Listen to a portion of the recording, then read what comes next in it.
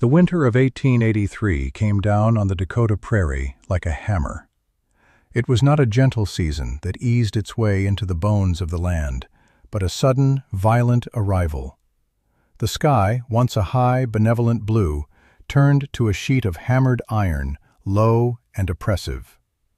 The wind began its long sermon, a howling monologue that scoured the sparse trees and flattened the dead grasses, promising a cold that was not merely an absence of heat, but an active, malevolent force.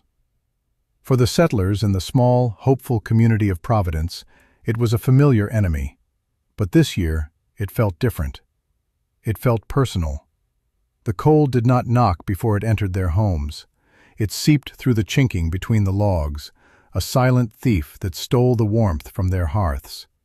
It crept up from the floorboards, a chilling vapor that clung to ankles and never let go. It painted intricate, beautiful patterns of frost on the inside of the window panes, a cruel art that mocked the fire burning just feet away. The cabins of Providence were built as they had always been built, with straight walls of felled cottonwood, squared and notched with pride, a testament to the hard work and tradition the settlers had carried with them from the East. They were good, solid houses, built by good, solid men. And they were failing.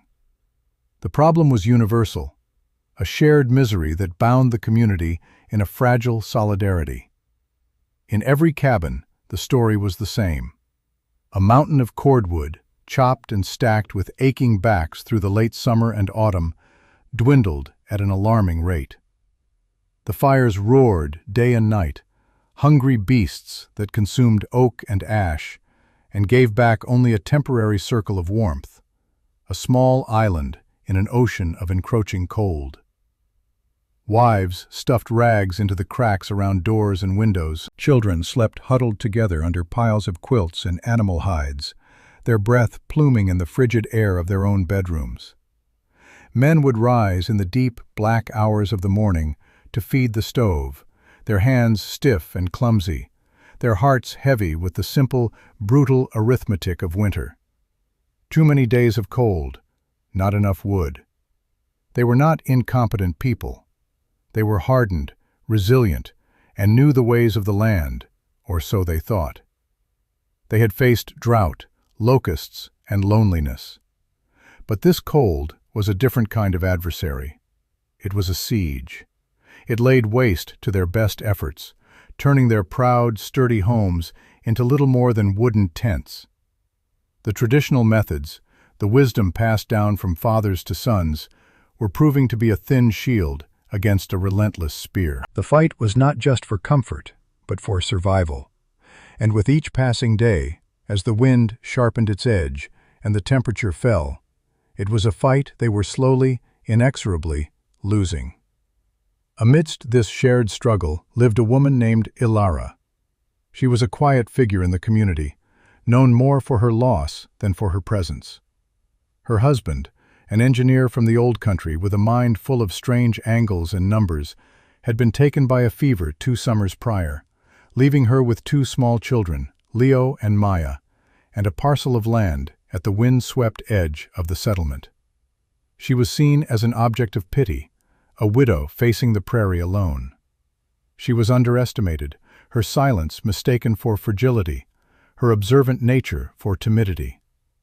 They saw a woman to be helped, not a mind to be heeded. Ilara had spent the previous winter, her first alone, in a state of quiet desperation. She had done what everyone else did. She had fed the fire, stuffed the cracks, and watched her woodpile shrink with a growing knot of fear in her stomach. She felt the drafts like a physical blow, saw the shivers that racked her children's small bodies even as they slept beside the hearth. But unlike her neighbors, she did not see the failure of her cabin as a simple fact of life to be endured.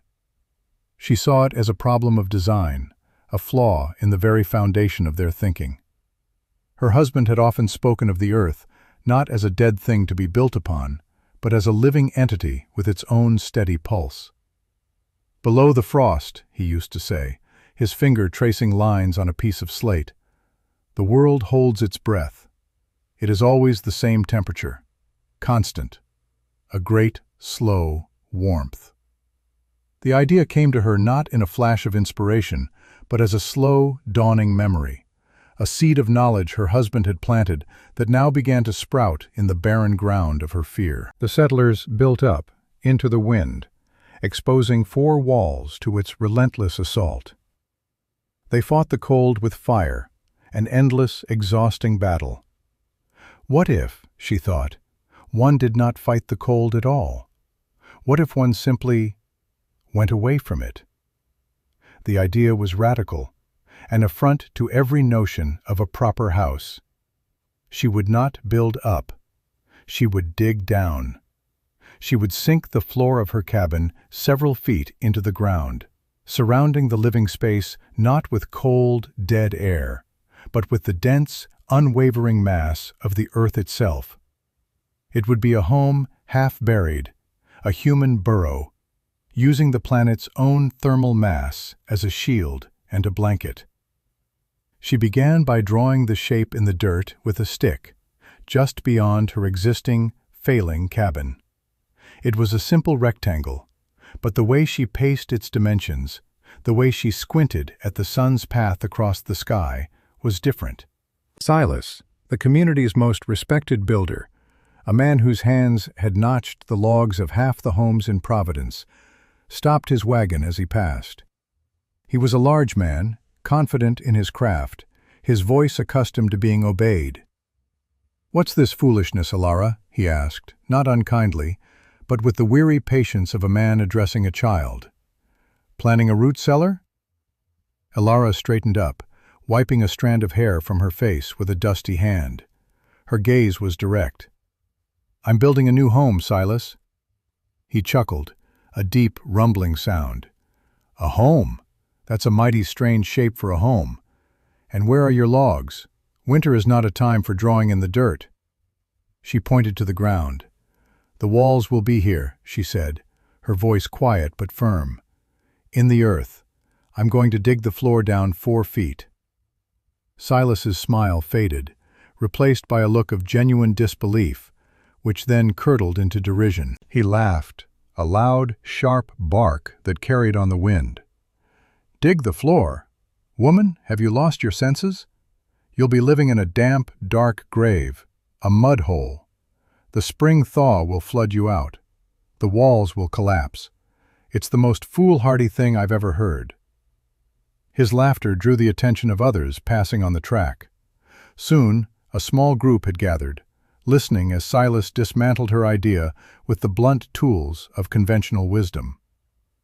"A house needs to stand tall," he declared, gesturing to the other cabins. "It needs a foundation to lift it from the damp, not sink it into it. It needs air to circulate beneath the floorboards. Every builder worth his salt knows that." The others murmured in agreement, nodding their heads. They looked from Silas, the embodiment of their shared knowledge, to Alara, the quiet widow with her strange drawing. The choice of who to believe was simple. The laughter started, quiet at first, then growing in confidence. It was not malicious laughter, not entirely. It was the laughter of people who saw something so absurd, so contrary to all known sense, that they could not help but be amused. It was the laughter of the certain, aimed at the foolish. "She's digging her own grave," one man muttered to another, loud enough for her to hear. Alara's face remained impassive, but a flush of color rose on her cheeks. She did not argue. She did not try to explain the principles of thermal mass or geothermal stability, words her husband had taught her that would have sounded like a foreign language to them. She simply picked up her shovel. "I have work to do," she said, and broke the earth. The laughter followed her as she began to dig, the sound of a community reinforcing its own boundaries, casting out an idea that threatened its comfortable, if failing, traditions. The work began. It was a solitary, grueling endeavor. The sun of late autumn beat down on her back as she drove the shovel into the tough prairie sod hour after hour. The laughter of her neighbors had faded from the air, but it echoed in her mind, a constant companion to the rhythmic scrape of steel on dirt. Her hands, accustomed to mending and kneading, soon became calloused and raw. Her muscles, which had once ached from carrying water from the creek, now screamed with a deeper, more profound exhaustion from lifting earth. Each shovelful was a small act of defiance. Each inch she descended into the ground was a step away from them, and a step closer to the quiet, constant warmth she knew was there. Leo and Maya, too young to understand the whispers and sideways glances of the community, played nearby. They saw their mother's labor not as an act of desperation, but as a fascinating game. They built their own small forts from the piles of excavated earth and traced their own patterns in the dirt, mimicking her focus. Their presence was her fuel. When her back seized and her arms felt like lead, she would look at them, at Maya's pale cheeks and Leo's persistent cough, a remnant of the last winter's chill. She was not just digging a hole. She was carving out a space for their survival, a sanctuary from the wind that already carried the scent of snow. She was building a fortress not of wood and stone, but of earth and principle. As she worked, she could see the rest of Providence preparing for winter in their own way. Silas was leading a crew to reinforce the walls of the meeting house, their hammers ringing out in a confident, communal rhythm. Other men were hauling the last of their wood, their stacks growing into impressive but finite monuments to their labor. Women were busy canning the last of the garden's yield, their movements brisk and efficient. They were all working hard, following the familiar, well-trod paths of preparation. Their work was visible, communal, and understood. They were raising walls while she was sinking them. They were battling the coming cold while she was seeking to join an older, deeper warmth. Her project, the slowly deepening pit at the edge of the settlement, was a silent, earthen rebuke to their methods. It made them uncomfortable. Her isolation was now physical, a pit of her own making that separated her from the life of the town. She was not merely digging a hole. Her husband had been a man of precision, and she honored his memory with her meticulousness. She ensured the walls of the pit were straight, using a plumb line and a level he had built. She dug trenches for footings, deeper still, and filled them with packed gravel from the creek bed for drainage, a countermeasure against the spring thaw Silas had so confidently predicted would be her undoing. She lined the earthen walls not with wood, which would rot, but with a thick, painstaking layer of clay mixed with straw, pounded into a dense, waterproof barrier. It was slow, muddy work. She looked more like a creature of the earth than a woman of the settlement, her clothes and skin perpetually caked in dirt. The structure that rose from this sunken foundation was modest. She used what timber she had, supplemented by logs she traded for with the last of her husband's books, a transaction that earned her more pitying looks. But she used the wood differently. The north-facing wall, the one that would bear the brunt of the winter wind, was built thick and low, with barely a window. The south-facing wall, however, was designed to drink the low winter sun. She saved her few precious panes of glass for this wall, setting them at an angle to capture every possible ray of light and warmth. The roof had a long, low pitch, designed to hold a heavy blanket of snow, turning the storm's own weapon into a layer of insulation. The heart of the home, the element that had caused the most derision, was the floor. It was simply packed earth, pounded until it was as hard as stone, and covered with the thickest buffalo hides she owned. The hearth was at the center of the single room, a squat, efficient thing made of river stones and clay, with a flue that was angled to retain more heat before letting the smoke escape. Every detail was a quiet testament to her husband's teachings. Work with the land, not against it. Use what the environment gives you. The wind is a force, so deflect it. The sun is a gift, so invite it in. The earth is a reservoir of warmth, so embrace it. While her neighbors built houses that were symbols of their conquest over the wilderness, Elara was building a home that was a quiet partnership with it. She finished just as the first true snow began to fall, a fine, determined powder that promised the hammer blow to come. The great storm did not arrive with a roar, but with a whisper. It began as a thickening of the sky, a graying of the light that stole the color from the world. Then came the silence. The wind, which had been a constant companion for weeks, suddenly died. The air grew heavy, still, and unnaturally cold.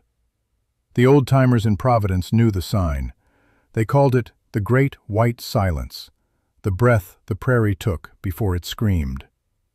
For 2 days, an eerie calm settled over the land. Then, the screaming began.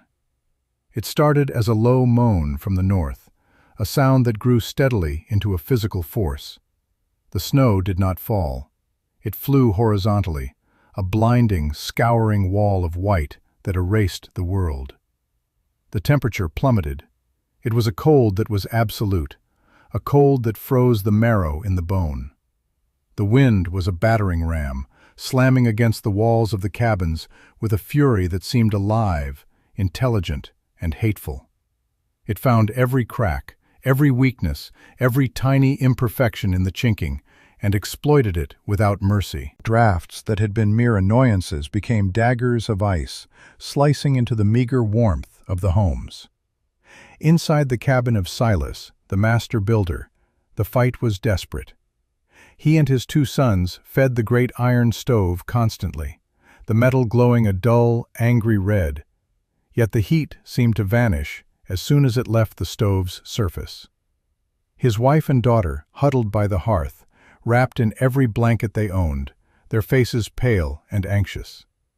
The sound of the wind was a deafening howl, punctuated by the sharp, terrifying crack of wood contracting in the extreme cold. A fine powder of snow was being driven right through the log walls, dusting the floor and furniture with a layer of white. Silas stood by the window, peering into the maelstrom, his pride turning to ash in his mouth. His house, his finest work, the symbol of his status in the community, was failing. He was throwing wood into the fire as a man throws supplies from a sinking ship, a futile gesture against an overwhelming force. He had built his house to stand tall, a monument to his skill. Now, it felt like a trap. The story was the same all across Providence. In the Miller house, a section of chinking blew out, and the wind entered like a predator, extinguishing their lamp and plunging them into roaring, frozen darkness. In the Jensen home, they ran out of firewood on the 2nd day and began burning furniture, the varnish and paint filling their small cabin with toxic smoke, a desperate choice between freezing and poison. The community, once bound by their shared traditions, was now fragmented, each family isolated in its own failing wooden box, fighting a losing battle against the storm. The sound of their confident hammers was forgotten, replaced by the howl of the wind and the crack of their shrinking wood piles. Their traditional methods, the very foundation of their certainty, were being systematically dismantled by the sheer, brutal physics of the cold. Meanwhile, at the edge of the settlement, in the house half buried in the earth, a different reality was unfolding. The wind howled and raged far above the low-pitched roof, its main force breaking against the sloped earth and the thick north wall. The snow, a weapon against the other cabins, was a gift to Elara. It piled deep on her roof and against the earthen banks of her home, burying it even further, adding a thick, pristine layer of insulation. The great white silence had come to her home, but it had stayed. Inside, the air was still. The oppressive roar of the wind was a distant, muted rumble, the sound of a faraway battle that had nothing to do with them. There were no drafts. The thick clay walls, shielded by 4 feet of earth, held the cabin's modest warmth with a quiet efficiency that felt like magic. The earth floor, once an object of ridicule, was cool to the touch, but not cold, its temperature holding steady, radiating a constant, gentle energy that tempered the air. The small central hearth needed only a few logs every few hours. It did not roar. It breathed a steady, even heat that filled the single room, a warmth that was calm and pervasive. Ilara sat with her children, mending a sock. Leo and Maya were not huddled under blankets. They were playing on a buffalo hide on the floor, their movements free and unburdened by the cold. The air they breathed was not frigid and sharp, but cool and clean. The frost that painted masterpieces of despair on her neighbors' windows was absent here. The south-facing windows, now and then, would catch a faint, ghostly light from the storm, a dim reminder of the world outside. But inside their sunken sanctuary, they were safe. The storm was not their enemy. It was just weather. The cold had come to Providence, but it had not been able to find its way into Ilara's home. It had knocked, but no one was there to let it in. Her design was being tested by the most brutal force the prairie could muster, and it was working. The storm raged for 3 days and 3 nights. On the 4th morning, the world was reborn in silence and blinding white. The wind was gone. The sky was a pale, washed-out blue. Providence was buried. Snowdrifts climbed to the rooftops of the cabins, sculpting the settlement into a strange, alien landscape. From the chimneys of the houses, thin, desperate tendrils of smoke rose into the frigid air. The temperature, though the wind had ceased, remained brutally low. The siege was over, but the suffering was not. The contrast was laid bare. Inside Silas's home, the temperature was barely above freezing. Every piece of furniture that could be spared had been burned. His family was weak, hungry, and bone-cold, their faces etched with the trauma of the past 3 days. They had survived, but only just. Their woodpile was gone. Their reserves were exhausted. Their faith in the sturdiness of their home was shattered. They were living in a beautiful, well-crafted icebox. In Ilara's home, the interior temperature had barely dropped.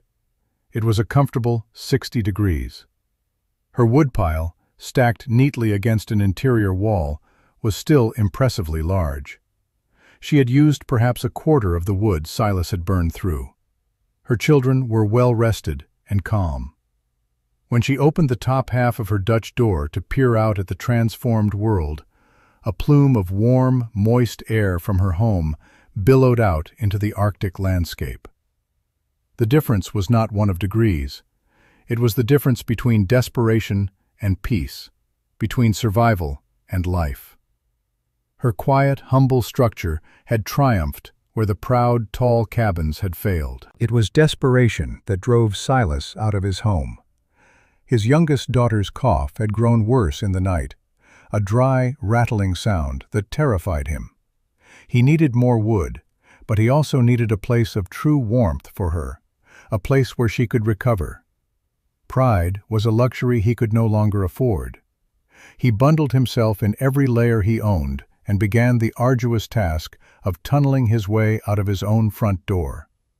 The journey across the short distance to Ilara's place was a monumental effort, wading through waist-deep snow in the crushing cold.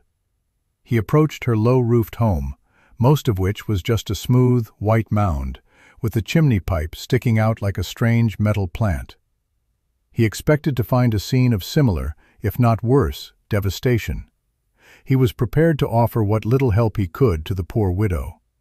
He reached the door and knocked, his knuckles numb. The top half of the door swung open. Ilara stood there, her face calm, her hair slightly damp from the warm air inside. She looked at him, her expression unreadable. Behind her, Silas could see the children playing. He could see the small, steady fire. But what struck him, what stopped the very breath in his lungs, was the wave of warmth that washed over his face. It was not the scorching, dry heat of an overtaxed stove. It was a gentle, even, life-giving warmth. It was the air of a summer evening, impossible and miraculous in the frozen heart of the blizzard's aftermath. He stood there, speechless, the cold air he was breathing a painful contrast to the warmth he could feel on his skin. He saw no frost on her doorframe. He heard no wind whistling through cracks. He saw only a scene of impossible, ordinary peace. His eyes, accustomed to the gloom of his own frigid cabin, took in the details. The placid children, the small fire, the tidy woodpile. He compared it to the scene he had just left, his shivering family, the empty woodbox, the frost-caked walls of his own magnificent failure. The truth hit him not as a thought, but as a physical blow. He was wrong. Utterly, profoundly, and dangerously wrong. His way was wrong. His pride was wrong. His laughter, the memory of which now burned in his gut with shame, was wrong. Ilara said nothing. She did not gloat. She did not say, "I told you so." She simply looked at him, waiting. Her silence was more powerful than any accusation. It held a mirror up to his own foolishness. He finally found his voice, a rough, broken thing. My daughter is sick," he stammered, the words catching in his throat. "The cold. Our house. It's so cold." Ilara's expression softened slightly. She opened the bottom half of the door. "Bring her here," she said, her voice quiet and even. "Bring your family. There is room." The offer was simple, direct, and devoid of judgment. It was an act of pure, unadorned grace. Silas could only nod, tears freezing on his eyelashes, before turning to stumble back through the snow, his world completely and irrevocably upended. He had come expecting to offer charity to a fool. He was leaving the recipient of mercy from a visionary. The sight of Silas carrying his sick daughter, followed by his wife and sons, all making their slow, desperate pilgrimage through the snow to the widow's sunken house, was a spectacle that did not go unnoticed. Windows were scraped free of frost. Doors were cracked open. The people of Providence, emerging from their own cold prisons, watched the procession with confusion. Why was Silas, the master builder, the man whose word on shelter was law, seeking refuge in the mud-hole he had so openly ridiculed? The question hung in the frigid air, more potent than the cold itself. When Silas and his family disappeared into Ilara's home, a deep curiosity began to stir in the settlement, a force almost as powerful as the winter. After an hour, Thomas Miller, whose own family was huddled in their one remaining warm room, decided he had to see for himself. He struggled through the drifts and knocked on Ilara's door. When she let him in, he experienced the same shocking revelation as Silas. The wave of gentle, steady warmth, the quiet, the calm. He saw Silas's family huddled not in fear, but in disbelief, his sick daughter wrapped in a blanket near the hearth, already breathing easier. He saw the truth. He stayed for only a few minutes, his mind reeling, before returning to his own home to spread the news. Word travels fast in a small community, but this news traveled like a wildfire. It was a story too fantastic to be believed, yet the evidence was irrefutable. One by one, then in small groups, the settlers made their way to Ilara's home. They came to stare, to witness the miracle. Each person who stepped across her threshold had the same reaction. First, the physical shock of the warmth. Second, a dawning, silent comprehension as they took in the simple, brilliant logic of the design. They saw how the earth itself was the wall. They felt the absence of drafts. They noted the small, efficient fire and the large, untouched woodpile. They remembered their own shivering nights, their roaring, hungry stoves, and their dwindling fuel. The laughter that had echoed across the prairie just a few months before was now replaced by a profound, humbled silence. Their mockery was a ghost that haunted the warm air of her home. The most significant visitor came the next day. Silas returned, alone this time. His family was still recovering in the warmth of Ilara's home, but he had not come as a guest. He stood before her, his large frame seeming smaller, his customary confidence gone, replaced by a raw, painful humility. He held his worn leather cap in his hands, twisting it over and over. "Ilara," he began, his voice low, refusing to meet her eyes. "What you have done here, I have never seen anything like it. I built my house to fight the prairie. You built yours to listen to it." He finally looked up, his eyes filled with a respect that bordered on awe. "I was a fool, a proud, blind fool, and my family paid the price for my pride." He took a deep breath. "Teach me," he said. The two words were a surrender, a plea, and a promise. "Teach me how you did this. I want to learn." Ilara looked at the man who had led the chorus of ridicule against her. She saw no triumph in his submission, only a man who had been humbled by the truth. She felt no need for vengeance or retribution. The storm had been her vindication. What was needed now was not pride, but reconstruction. She nodded slowly. "There is nothing to teach that the earth doesn't already know," she said, her voice gentle. "But I will show you what my husband taught me." She did not ask for payment. She did not demand an apology in front of the town. She simply began to share her knowledge, freely and without reservation. She took him around the small space, explaining the principles. She spoke of the constant temperature of the subsoil, the importance of drainage, the way the snow could be an ally instead of an enemy, the logic of facing windows to the south. She drew diagrams in the dirt floor with a stick, just as she had done outside so many months ago. But this time, the man watching did not laugh. He knelt, his eyes wide with concentration, learning the new gospel of survival from the woman he had dismissed as a fool. That winter, Ilara's home became the heart of Providence. It was a sanctuary, a hospital, and a school. She took in the sickest children, the most vulnerable families, her small space expanding with a grace that defied its physical dimensions.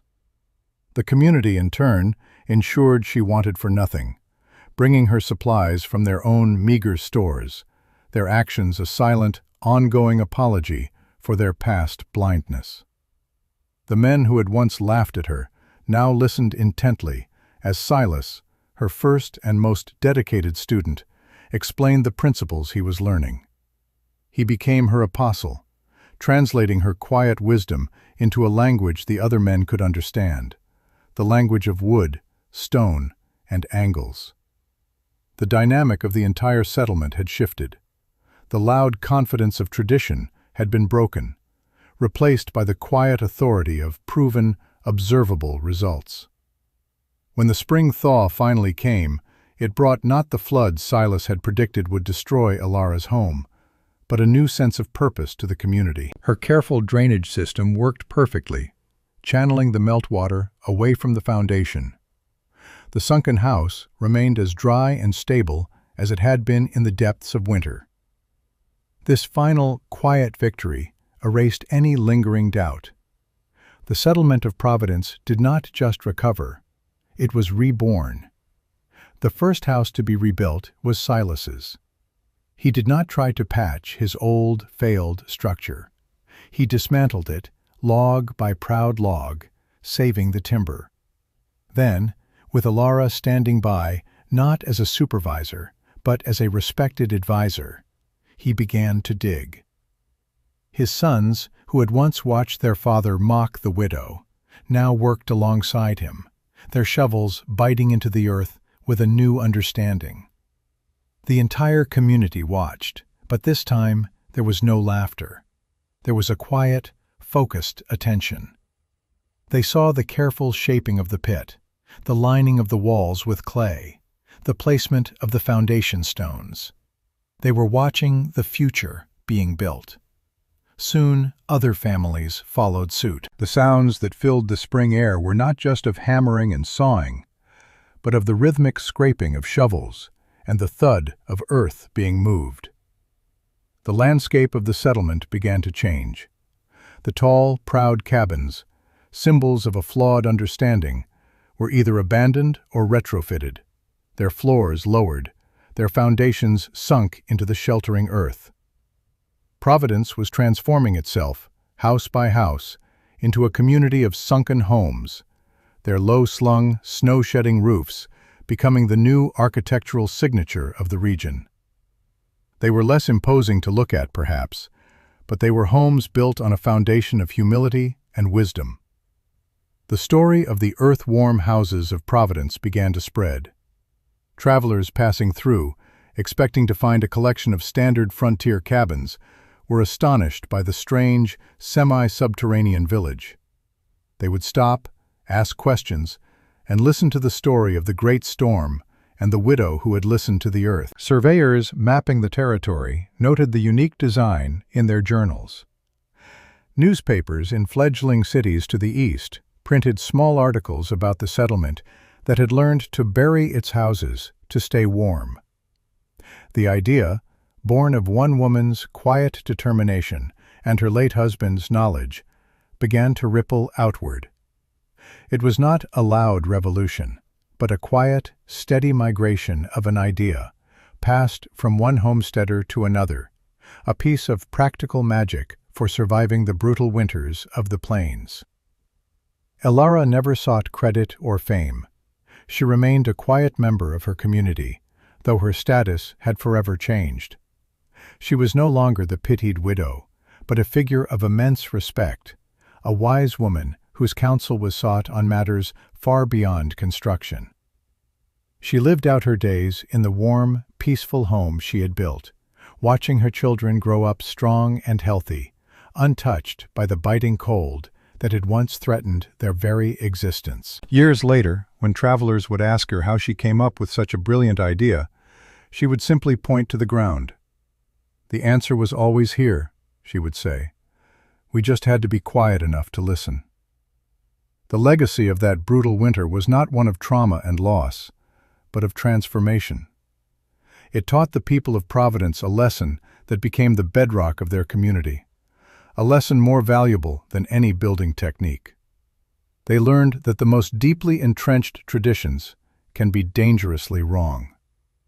They learned that wisdom is not always found in the loudest voice or the most confident pronouncement, but often resides in the quiet observer, the one who dares to look at an old problem with new eyes. And most importantly, they learned that the greatest strength is not found in standing tall against the forces of nature, but in the humility to bend to its wisdom, to work with it as a partner, and to find shelter not by conquering the world, but by finding one's proper, humble place within it.